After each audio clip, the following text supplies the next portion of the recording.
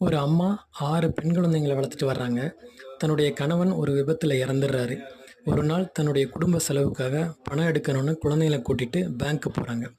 பேங்க்கோட ரிசப்ஷன்ல குழந்தைங்கள உட்கார வச்சுட்டு தனியா போய் பணம் எடுக்குறாங்க. கொஞ்ச நேரம் கழிச்சு பணம் எடுத்தாச்சுன்னு சொல்லி குழந்தைங்கள கூட்டிட்டு வீட்டுக்கு போறாங்க.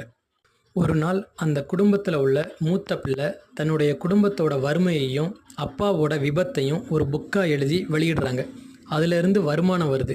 அதுதான் தன்னுடைய முதல் சம்பாத்தியம்னு அம்மாகிட்ட சொல்லிட்டு, தனக்குன்னு ஒரு பேங்க் அக்கவுண்ட் ஓப்பன் பண்ணணும்னு அம்மாவ கூட்டிட்டு பேங்க்கு போறாங்க. பேங்க்குள்ள போன அம்மா ரொம்ப தயக்கத்தோட வெளியில வந்து மகள்கிட்ட சொல்றாங்க, "எனக்கு இந்த பேங்க்ல அக்கவுண்ட்லாம் இல்ல. அம்மாகிட்ட பணம் இல்லைன்னு நீங்க பயந்துறக்கூடாது. அதனால தான் இந்த பேங்க்கு கூட்டிட்டு வந்து உங்கள வெளியிலேயே உட்கார வச்சுட்டு, நான் மட்டும் தனியா போயிட்டு வருவேன். இது நான் உங்ககிட்ட நம்பிக்கைய ஏற்படுத்துறதுக்காக தான் நான் இத பண்ணுனேன். படிப்பறிவு இல்லாத எனக்கு இருந்த ஒரே நம்பிக்கை இது